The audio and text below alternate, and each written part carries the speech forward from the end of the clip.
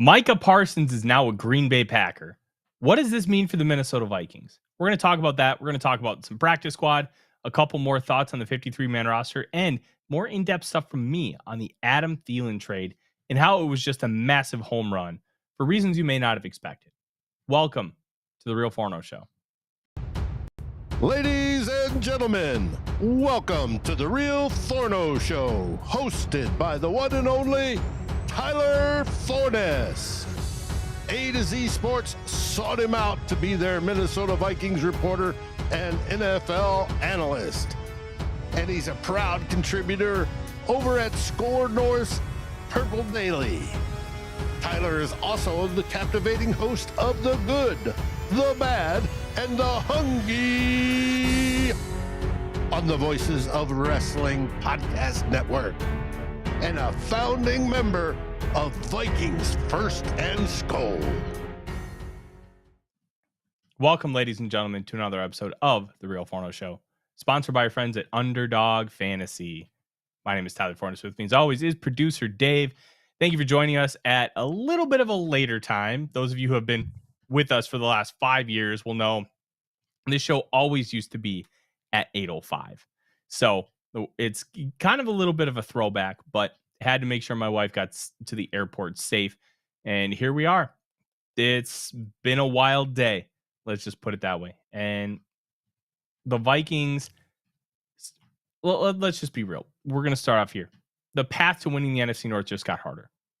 That does not mean it's impossible. That does not mean it's not going to happen, but it became more difficult. And Micah Parsons going to the Dallas Cowboys for the price of 2 first-round picks and going to the Green Bay Packers. What did I say? Dallas Cowboys.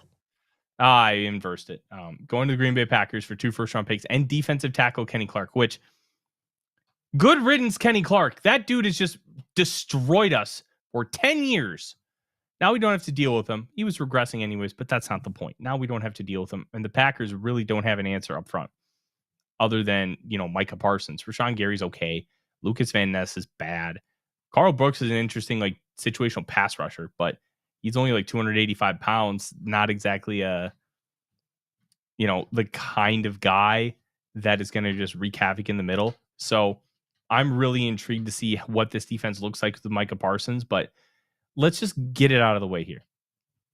In a very large sample size, Micah Parsons with, yes, thank you, underwhelming Vikes. The NFC North is 100% must-see TV. Micah Parsons playing on defense with the Cowboys, they were first in EPA. Without Micah Parsons, they were second to last in EPA. Bonkers. The kind of gravity that Micah Parsons brings you is insane. He's going to make it easier for Rashawn Gary and Lucas Van Ness on the other side to get home, but that doesn't necessarily mean that they'll be better. Their jobs will be easier. I think Rashawn Gary is massively overpaid, and I don't think Lucas Van Ness is good. So let's just get that out of the way. You have some intriguing kind of rotational guys on the defensive line in the middle, but nobody that you can really rely on at this point, especially now that Kenny Clark is gone. But this is a home run swing. And we'll stop talking about it from a Packers perspective here in a minute. We're doing this because I think it's important to understand how this impacts the Vikings. You want the backstory. You want to know, hey, this is what's going on, and this is what we'll have to do. So when you look at it, this could be a Reggie White-like move. And that's kind of what scares me. Now, both players were acquired differently. Reggie White was in that first real free agency class of 1992. Signed a mega deal at the time. I think it was 4 years, $16 million with the Green Bay Packers.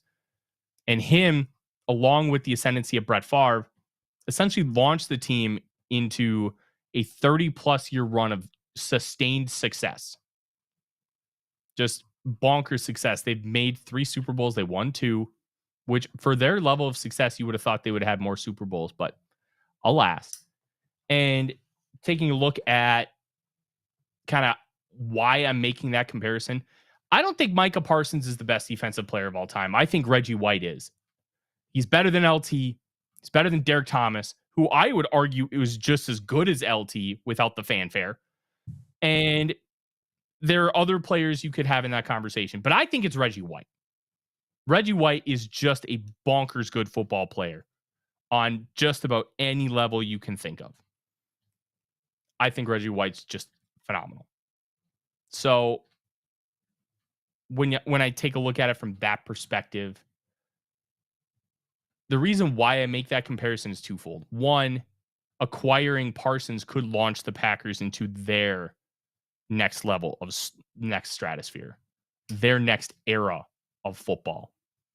And two, Micah Parsons has done something in the NFL that only Reggie White has done. Make a Pro Bowl in each of his first 4 years and have at least 12 sacks in each year.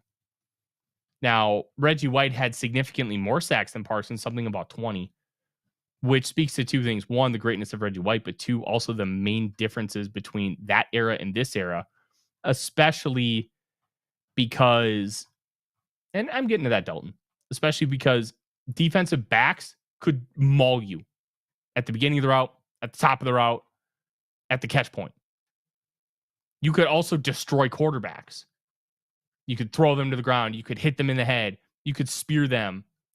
It was a little bit of a different era. Sacks have gone down on an overall level, like per player, since that era.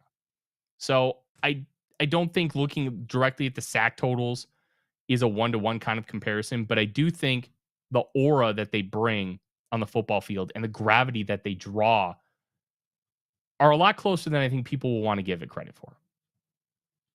I think this is a game-changing move for the Packers. It's also an all-in move. I don't think it's an all-in move as far as 2025 is concerned. I think it's an all-in move on this early window because now you have the highest paid defensive player in NFL history. You have a quarterback making $55 million. And we're still not quite sure if Jordan Love is really good yet. It's very early into the Jordan Love, quote-unquote, experiment. This is his third year as a starting quarterback in 2025. We're still learning about what he is.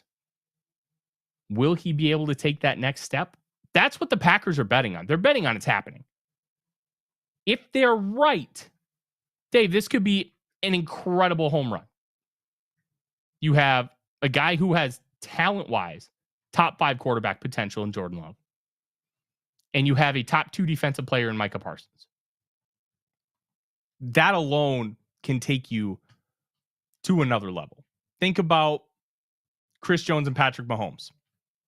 Travis Kelce was a big part of that too. And there are a couple other Green Bay Packers that are really good football players. And there's a lot of like youth.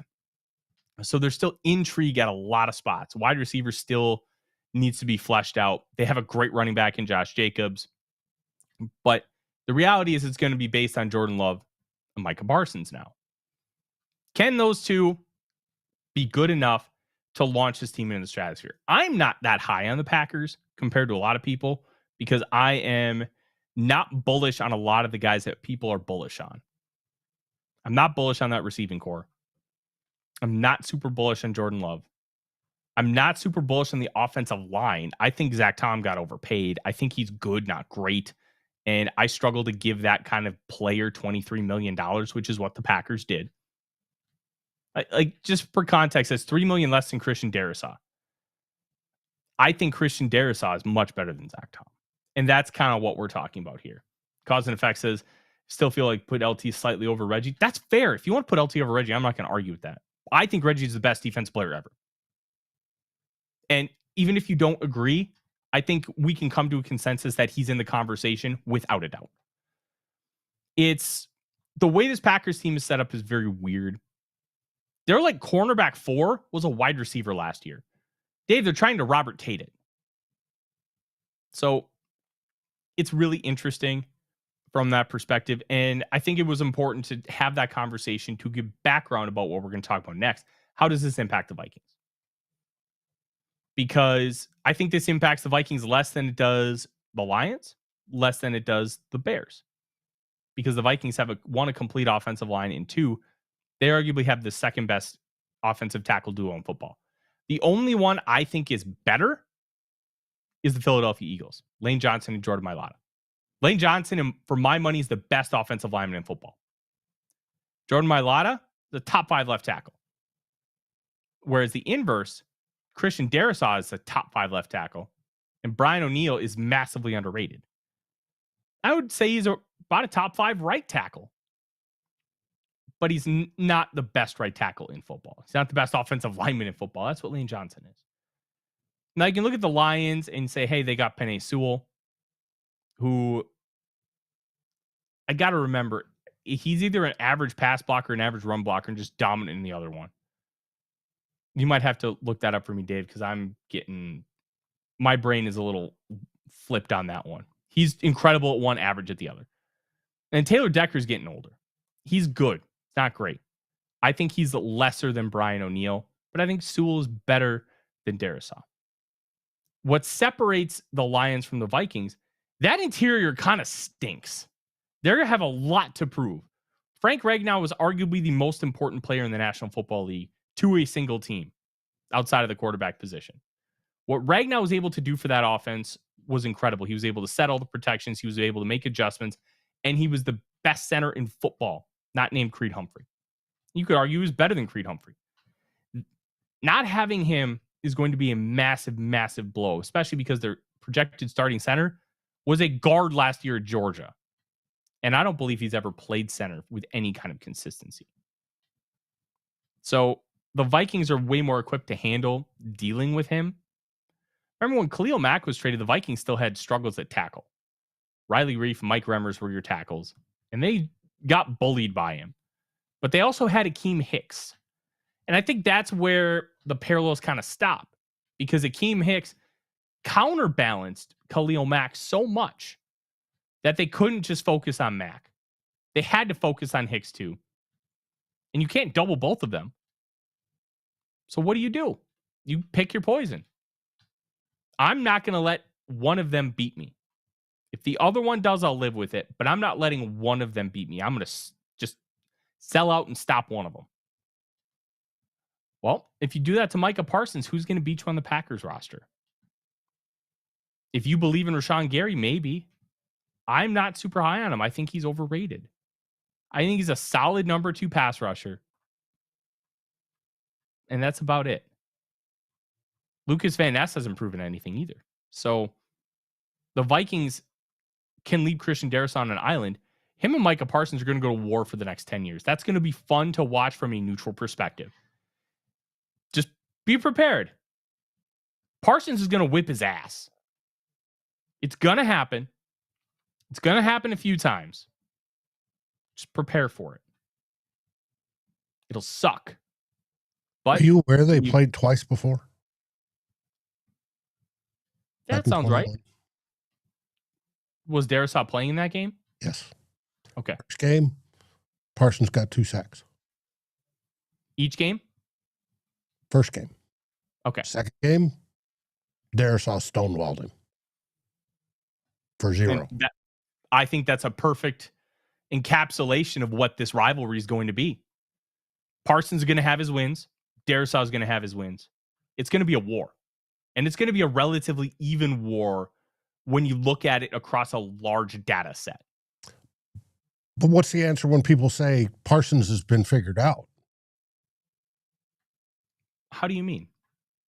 That when he's on the field, teams learn how to defeat him. Or at least him and the Cowboys. There were so many other flaws on that Cowboys defense. And I'm not going to tell you that the Packers defense is flawless. He had that kind of gravity to where you needed to stop him. Because especially with those splits I talked about earlier.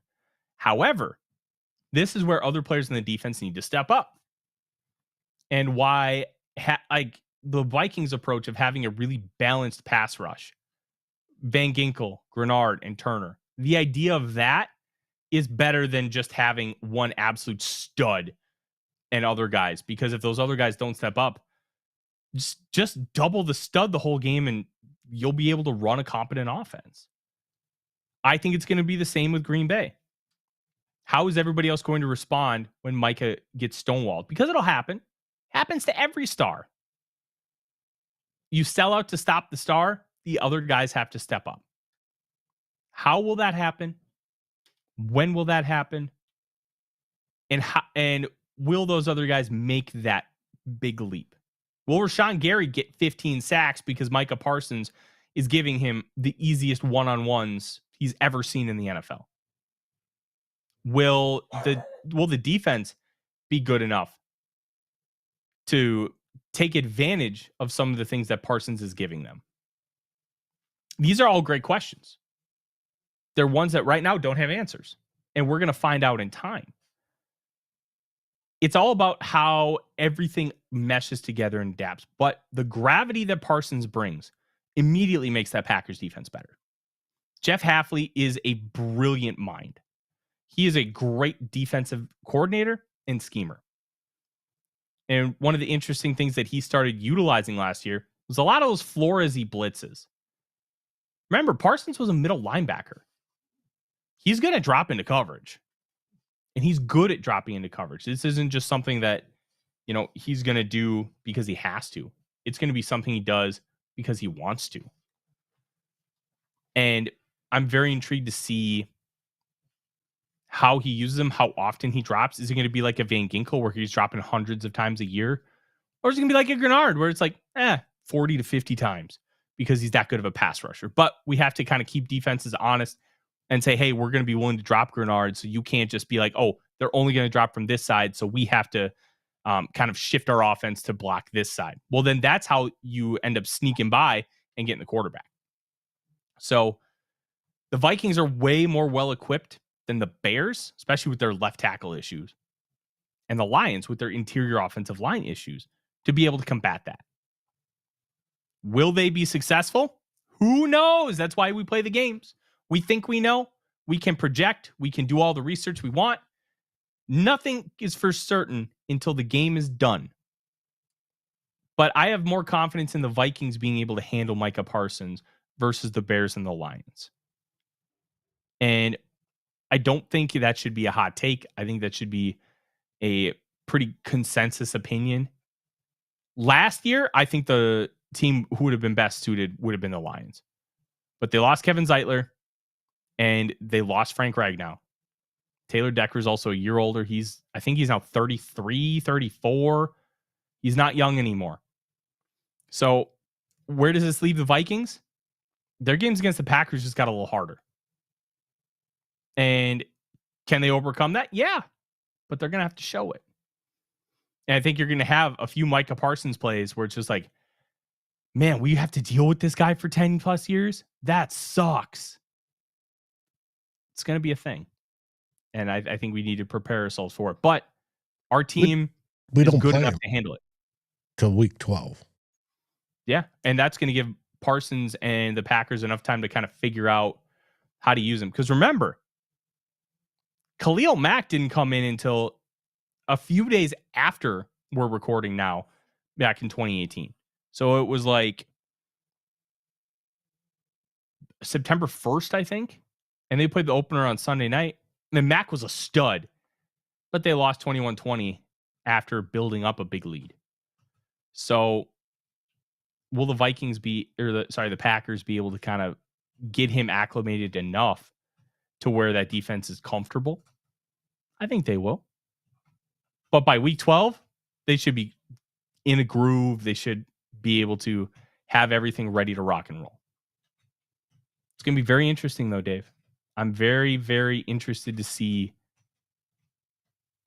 how Green Bay gets him acclimated, how they use him. And then we're going to see that in droves for the Vikings. I selfishly wanted the Vikings to pursue Micah Parsons because Micah Parsons in this defense is disgusting. The amount he can do is like a dream for Brian Flores because he's a middle linebacker and an edge rusher. You can do a lot with that guy. So we'll let everything play out. We'll see. But look, I don't think the Packers have really moved the needle that much. Where if you believed in the Packers, I think you believe in them more. And if you didn't believe in the Packers, I think you're still looking at a lot of the holes that they have and be like, well, that's going to be the big Achilles heel that prevents them. And they also lost Kenny Clark. They don't have a nose tackle anymore. And Clark was overpaid for what he was now giving you, but he was great for 10 years. So how do they fill those holes? That's going to be a big question. Now, they did move, quote, the market. I went and checked the odds after the trade. The pre-trade over-under stayed the same, 9.5, versus the post-trade over and under, 9.5. Where it jumped was the odds to win the division. They moved up to plus 175, which is a slight favor now over Detroit, who's at 180. And I've noticed the Vikings have, their over-under has gone up to 9.5 officially as well. So Vegas has the Packers winning the divisions, Lions second, Vikings third, Bears pulling up to the basement as normal. We'll see. I think how it impacts not just only Green Bay, is it impacts the league. Because you just set the market for a non-quarterback at virtually quarterback money. Yeah. That's crazy. I know when we extended Justin Jefferson, we were all a bunch of people out there panties in a twist because it was what, $32 million a year. Oh my God, you can't pay him that much. Micah Parsons is going to get 48 or 47 for 4 years. That's whack. That's crazy. Wild. It's wild. I think what's crazy about it is it jumped the shark $6 million. That's a lot. But I don't know. All I know is Micah Parsons is now underpaid. Micah Parsons is now underpaid? Sorry. My brain is farting. Myles Garrett is now underpaid. How? That's the second time I've done that this show. How am I doing that? I don't know. But that's enough about the Packers. We're gonna keep an eye out for everything that happens. And we're gonna keep updating you, and we're gonna see it in real time. I'm very intrigued. Hey there, Sarah. Very intrigued. But that's enough about the Packers. Let's talk about some Viking stuff. But Dave, before we get to that, let's talk about our friends at Underdog Fantasy. This is the first full weekend of college football, and there are going to be a lot of plays that you are going to want to make. And right now, if you use the promo code Forno and you spend $5, you'll get $50 in bonus credits. It'll be a lot of fun. And I'm really intrigued about a few plays this weekend. I'm looking at the Ohio State-Texas game. I think Julian Sand right now is being a little undervalued. I'd go over on his passing yards, especially because he's just going to pepper the ball to Jeremiah Smith, and they're going to get him in a groove early and try to ride that all the way out. There's going to be a lot of really interesting elements with his game, and there's also going to be a lot of really fun plays next week with the Minnesota Vikings. Those aren't quite up yet, but we are going to have a lot of fun talking about that. And it's really simple. Like I said earlier, all you have to do is use the promo code Forno on sign up, play $5, and you'll get $50 in bonus funds to do whatever you want with. You want to join the best ball. If you want to do a couple of simple plays with JJ McCarthy, maybe you want to get in there with Caleb Williams, get some under action.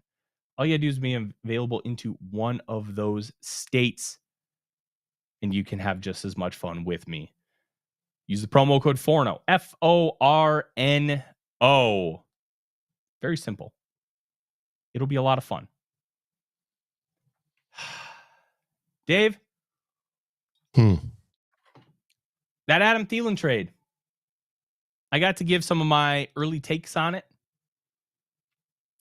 I thought it was a home run. The more I thought about it. They gave up the equivalent of the Daniel Jones comp pick. I'm not hearing it. Where's What? you told me, Dave, it would work. I did tell you. But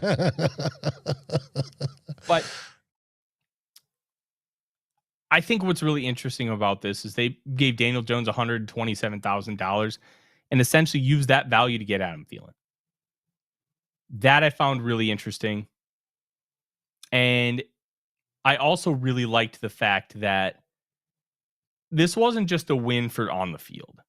And I think that's really important and something that we as fans and myself and Dave as analysts don't always think about. But when it hits, it makes a ton of sense. You aren't just running a football team, you're running a business.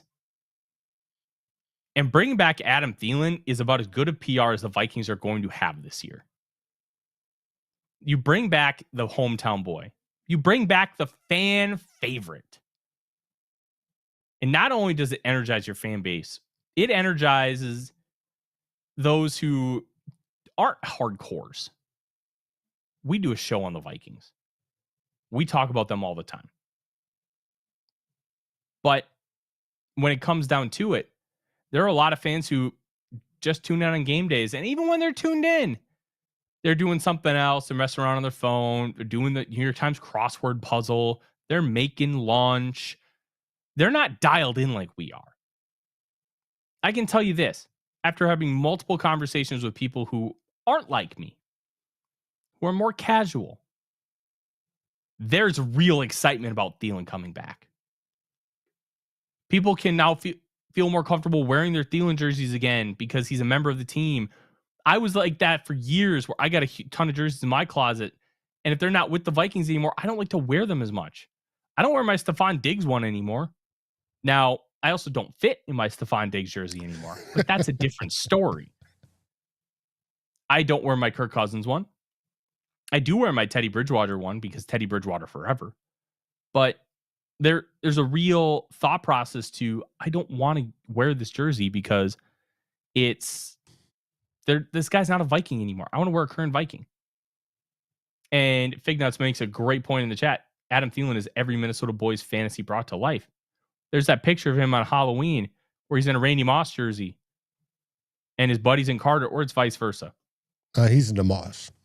Buddy's in Carter. Mm-hmm. I still remember my dad brought home jerseys for us, and he initially gave me Randy Moss in 98. I was so excited. And then he took it away saying, oops, that one's not for you, and gave me Jake Reed, and I was very sad. That's no slight to Jake Reed. That dude rules. But in 98, you wanted Moss. It was different. But it's going to create an interesting level of PR for the Vikings that we haven't seen in some time because it's bringing back the hometown boy. And the Vikings now have a huge business advantage because of Thielen. If they make a big move that maybe isn't the most popular, there's going to be less backlash because they just brought in Thielen. It's going to spike business. It's going to spike jersey and merch sales. It'll probably spike beer sales. When there's good PR, people spend more money. They make excuses to spend more money. It's a home run. Plus, Thielen was the only receiver that you could have gotten. Both had a wealth of knowledge about the offense that he's played in it before, and has a rapport with McCarthy because they had worked out together multiple times over the last couple off seasons because Thielen lives local during the off season. It's a home run for the Vikings. You got improvement at pretty much every granular level for this football team. Now, will it work? Now we'll find out. If Thielen is as good as he was the last 2 years, I think we'll be just fine. If Thielen takes a big step back, that'll suck. But I did like the clause that they put in the contract or the trade that if Thielen's out for X amount of games, I think it's less than 10 starts or he's out for 14 games. It's something along those lines. That 7th round pick they get is a 6th. So they give up less capital if Thielen doesn't play, which I think is a big win for the Vikings. I like that. It gives them a little bit of an insurance policy if he gets hurt, because that's what it's going to be. He's going to play or suit up if he's just not that good. But they're not going to bench him for 14 games because he stinks. If he tears his ACL week 2, they get a little insurance back. I think that's a smart move by the Vikings to get that built in there. But yeah, Thielen, awesome move. And obviously, I only joined you for a few minutes on the phone when I was at the State Fair, Dave. I did not get a good sense of what you thought of the move. What did you think? Oh, I thought it was fantastic. You've got a wide receiver that still, at his elderly age of 35,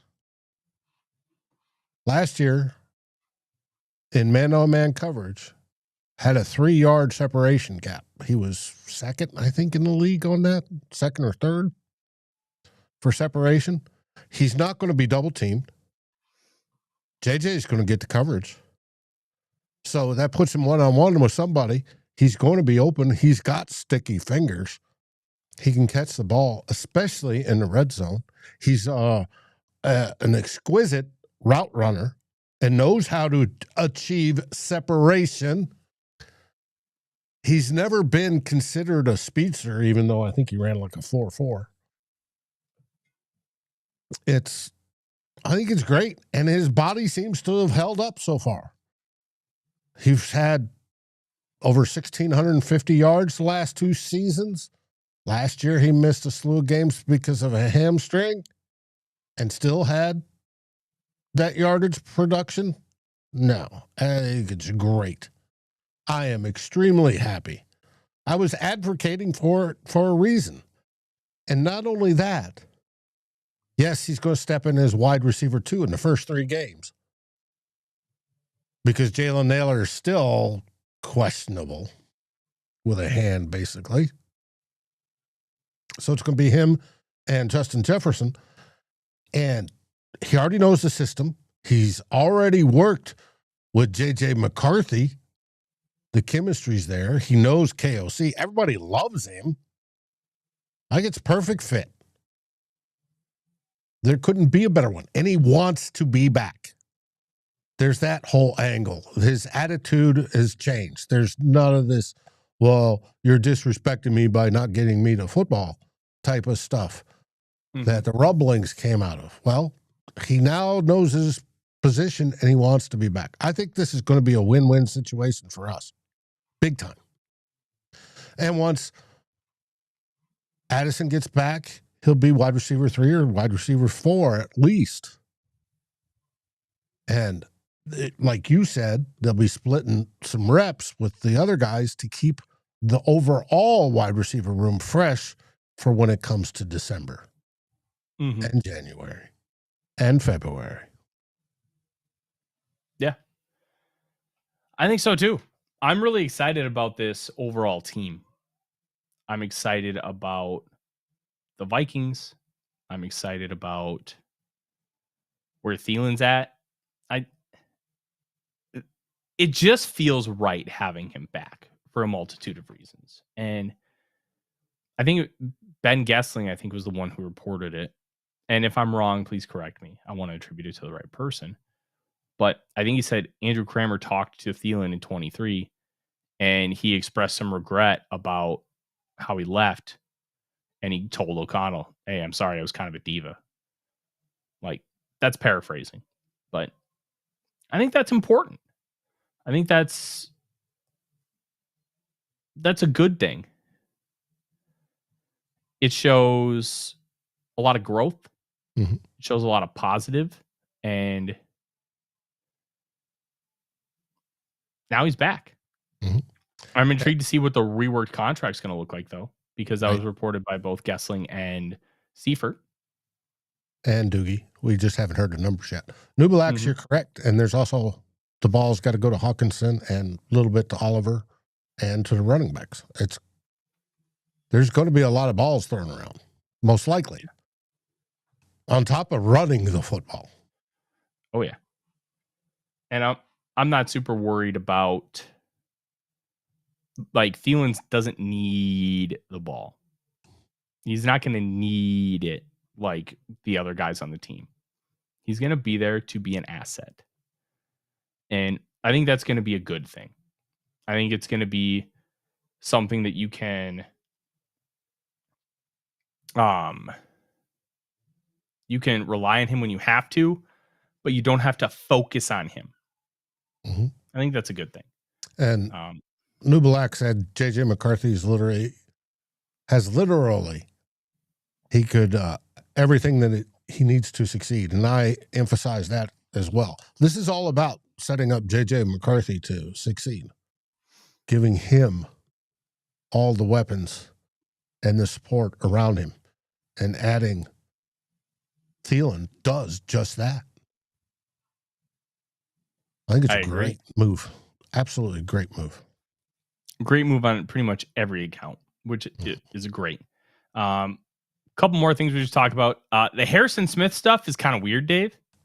It's extremely weird. Now, bringing back Thielen and the whole let the two old guys win one, I love that storyline. But the second old guy being Harrison Smith. Mm-hmm. So let's talk about the Harrison Smith thing. He hasn't practiced since August 11th with an illness. We don't know what that illness is. He is going to be evaluated on like a week-to-week kind of basis, and they hope to have him for week 1. It's being described as an illness, but what was odd was Gessling, Alec Lewis, and Kevin Seifert all got the go-ahead from the Vikings at the same time, and they all tweeted it within the same minute. Almost identical tweets. What was interesting to me was Gessling did confirm it was not mental health related. Right, because we worry with Everson Griffin in our history. Mm-hmm. Whenever somebody says illness, it's incredibly vague. So in today's day and age, with mental health being the forefront of a lot of people's minds and focuses, whereas 20 years ago, it wasn't really a focus much at all, that's a lot of times where people's brains will go. And it makes sense. But it's not a mental health thing, which takes that out of the question. I don't want to speculate as to what it is, but because it's not a mental health thing, what could it be? Well, they say it's a personal illness, which at the word of personal adds speculation. But that it was, they wanted to keep him away from the building. So that generally means it's contagious of some sort. Yeah, that's very odd. But we don't know, so we're not going to like fearmonger or anything like that. It's just a weird scenario, Dave, that he's got this illness and we have no clue what's going on. But that'll be something to continue to monitor over the course of time. But I thought it was worth mentioning. We don't know. But my assumption is if he's kept out of the building for this long, it's a big deal. Like, if it were something as simple as mono, I think it would have been reported as mono. Remember Sam Darnold had mono a few years ago with the Jets. A couple other guys have had mono since. Like, it's reported as mononucleosis. And if you've never had mono, it is very contagious. Kind of like the chicken pox. Well, that's what I was wondering. Maybe he's got chicken pox or the adult version thereof. Oh, and that's bad. That's why parents have, like, if you've ever heard of chicken pox parties, where one kid gets chicken pox and they send all their kids to go hang out and play with them. Because it's so much healthier, which is kind of wild to think about, for a 6-year-old to get chicken pox than it is for someone who's 36. Mm-hmm. Medicine is weird sometimes. Mm-hmm. That's one of the oddities when it comes to medicine. But we wish nothing but the best for Harrison. COVID, because there's a version of that running around now as well. It could be. My guess is with how COVID was handled by the National Football League over the course of the last 5 years, they would have just announced it as COVID. And they would have been forthright with it. So based on deductive reasoning, I'm guessing it's not, but it could be. I don't know. This is a weird deal. Very Staph weird infection situation. of some sort, maybe. Let's just hope Harrison Smith gets better for his sake. And then for the Vikings' sake, he comes back to the field soon. Mm-hmm. But I found it very interesting how that was reported and how it all came about. Almost like, hey, get your tweets ready. I'll tell you when you can hit send. That's the vibe I got from that. But let's just hope he's better. Couple tidbits on the practice squad. They did sign Kayvon Wallace to the practice squad today. He's like a safety / slot corner. So now there's a little bit more depth at that spot where the Vikings did not have it before. I still have the vibe that they're going to get a deal done for a corner of some kind. I think they're going to still continue to try big game hunting. Couple guys that make sense. Not necessarily from the fact that the teams will want to trade, but you could make a case that the teams would want to trade. Greg Newsome from the Browns on the final year of his deal. But they did lose Martin Emerson for the season, so maybe they just want to keep him. But I don't think Newsome's in their plans long term. Tariq Woolen of the Seattle Seahawks, he's on the final year of his deal. Will the Seahawks want to sign him long term when they have Devin Witherspoon on the other side that they have to pay long term? There's some other interesting ones, but a lot of guys that are high up in the league just got signed to big deals. So it may be hard for the Vikings to find a suitable trade partner to really improve the room other than, hey, we're just going to find a CB3 so we have Okudah and this other guy, and we feel a lot more comfortable about our depth. Aaron mentions bringing Shaq Griffin back. That's a possibility. He was released by the Seattle Seahawks after cutdown day when they started finalizing the practice squad. So that's a real opportunity for the Vikings. He was here last year. Was he great? No, but he was a serviceable player. And that's kind of what they need. They just need a serviceable guy that they can rely on. And after what we saw in the Monroe, he's back too. But they didn't really trust him to do much of anything last year other than special teams. So I don't know if they'll trust him to do much of anything more. Something to keep an eye on, though, especially because Jeff Okudah just did not show enough after they lauded him for the first couple weeks. He didn't really show a lot more than he did at his previous stops. The idea of Okudah is he's a faster version of like Shaq Griffin and Stephon Gilmore, where you're playing off coverage, then you got to crash, or you just got to run deep with guys. He's going to be better at those things in theory, but we haven't seen that yet. So hopefully they can find some depth. Or they're happy with who they have. I'll tell you this, based on the information I've been given, that's not the case. They want more. But who knows? I think they're going to keep trying, but that doesn't mean they get a deal done. So we're not going to put our eggs in any baskets here. We'll see what they end up trying to do, and we'll see if they're able to get it done. And we know we have trade value in 11 projected draft picks for next year. Mm-hmm. 8 of those we can trade, and then we have 8 picks to trade in 2027 as well. And I think having that kind of draft capital. Now, you don't have a 4th round pick in either year that you can trade. The Vikings obviously sent a 4th round pick to the Jaguars for Cam Robinson in 26, and now they've sent their 27 4th to the Panthers, but now they have a 2nd 5th. And theoretically, if the Vikings ball out in 26 and the Panthers stink, it's not going to be much of a trade at all. So I'm intrigued to see how or what they end up doing at corner. Very interesting. Couple thoughts on the practice squad quick. I thought it was interesting they didn't keep Oscar Chapman. And they signed Matt, I think it's Pincher or Percher, an offensive tackle out of Italy to be their international pathway player. Pircher. Okay. I think the idea here, Dave, is developing an offensive lineman is probably smarter when Oscar Chapman can just do stuff on his own. And then if Ryan Wright stinks, they can just give him a call and he'll be on the team no matter what. I think that's the idea. As long as he doesn't sign anywhere else, yes. Mm-hmm. They also kept 7 offensive weapons, a running back, 4 wide receivers, and 2 tight ends. I would expect quite a few call-ups at offensive line. Sorry, a wide receiver and tight end over the course of the first few weeks.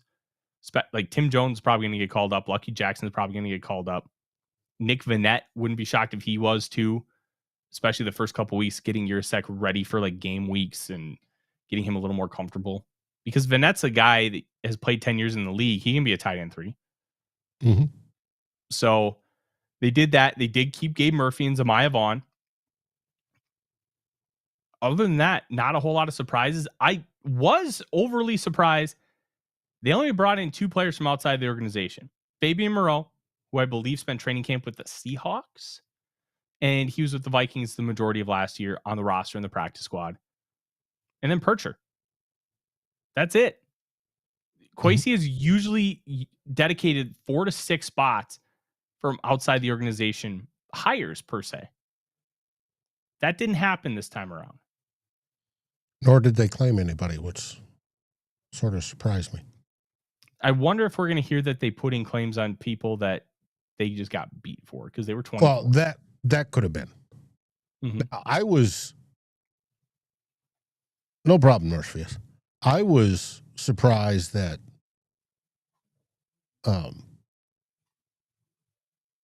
Murphy made it back. Gabriel Murphy, that he made it through waivers. Mm-hmm.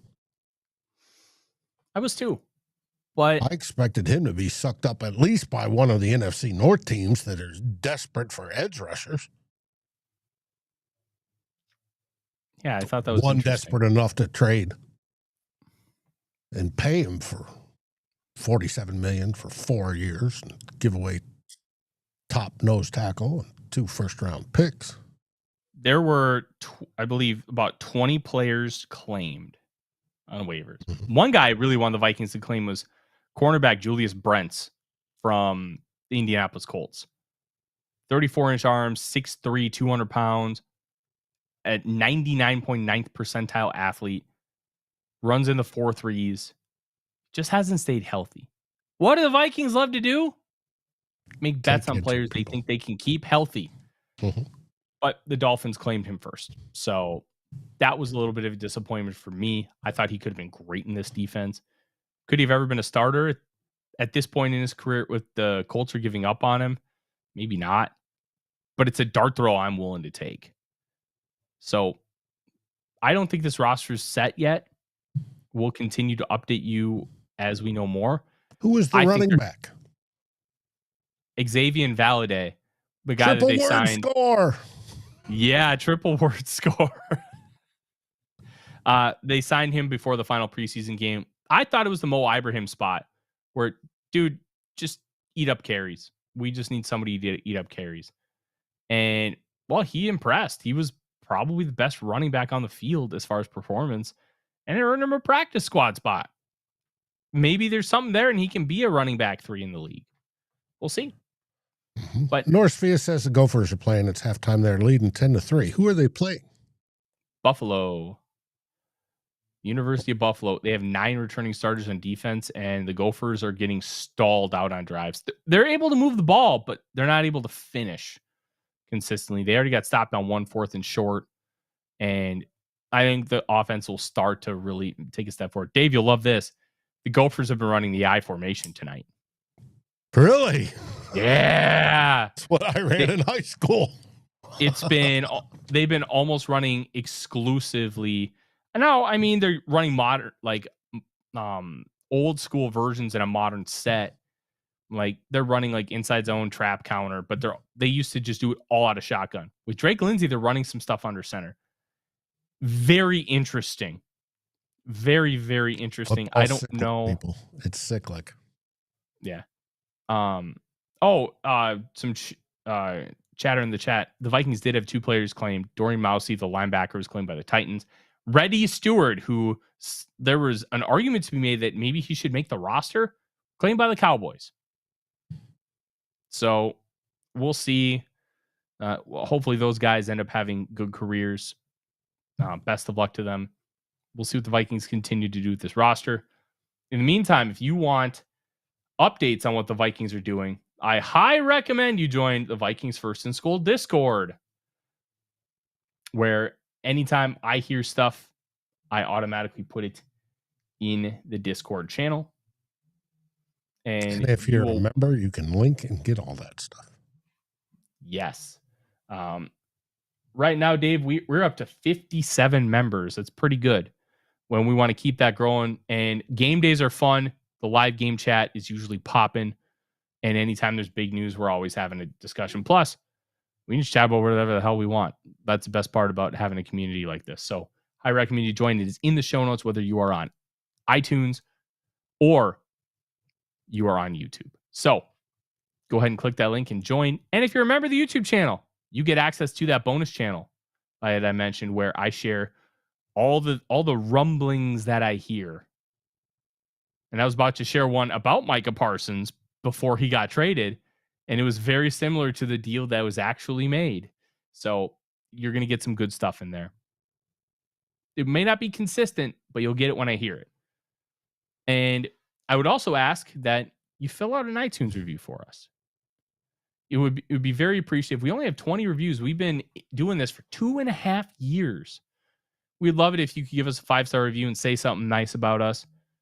But just make sure you say words you mean. That means more than just saying a bunch of gibberish. 2.5 years with Vikings First and SKOL. That's what I mean. And we would appreciate if you could do that for us. Take a minute of your time. It'll help us continue to grow and help other people see what we do. Same with liking, subscribing, ringing the bell on YouTube, and throwing a comment in there. All of that would be greatly appreciated. But we will be back. Yes, I'll be back next week. Sans an emergency breaking news show, which at this rate, Dave, will probably have one on Saturday. Let's just be honest here. No. At least not Saturday afternoon. Okay. Oh, that's right. You have the distillery tour. I have the distillery tour. It's my one free, moment in time. I'm going to the local distillery. Good. Well, you enjoy that. If there's breaking news that happens, we will be live at some point to talk about it. And if we have to, I will go live from my phone. We did that the other day. 2 Bloggers will be the last Sunday episode this Sunday. Then it will be Saturday until after the Super Bowl. So make sure you mark your calendars, and we'll be back at a regularly scheduled time on Darren Monday night. He's going to be there. We'll see about that. He gets credit for last weekend. He gets credit for last weekend, but I can make fun of him for the rest of the times. Mm-hmm. I will make fun of him for last weekend. That's fine. But that just stacks upon all the other times. He's like, Dave, I have a family vacation. Dave, I'm in wine country. Dave, I'm in Mexico. Dave, I'm not home. It's just another example. Darren. But I appreciate it when everybody joins me and I'm going solo. It's fun. Well, if I'm not doing anything, I can be an old blogger. I'll just I'll throw some like baking powder in my hair so it looks gray, and then I can be an old blogger for the day. Big shave and go, Well, this is taking me a long time to grow. I don't think I'm going to shave it anytime soon. Get a skull cap. We will be back on Monday for the Real Forno Show. And then Thursday, we'll be previewing the Chicago Bears, which is a Monday Night Football game. And the Vikings game on Monday night. The Real Forno Show will be live with the pregame. And then right after that will be the post game. And during next week, we hope to have a kickoff show. And then there will be also a Skoling with Friends as I bring on our Bears contributor. We'll talk smack. It's going to be a fun and busy week. It will be a fun, busy week, and we're going to continue to have it. We appreciate your support. Make sure you like, comment, subscribe, ring the bell, all of the things. Join the Discord, and have yourself a great opening weekend of college football. I'm Tyler. He's Dave. SKOL Vikings, everybody. SKOL Vikings. Like, subscribe, and ring the bell to get notifications. It helps us grow this community that we all love, our Minnesota Vikings. And on behalf of Tyler Forness and myself, Dave Stefano, thank you so dearly for watching the Real Forno Show. SKOL, everyone!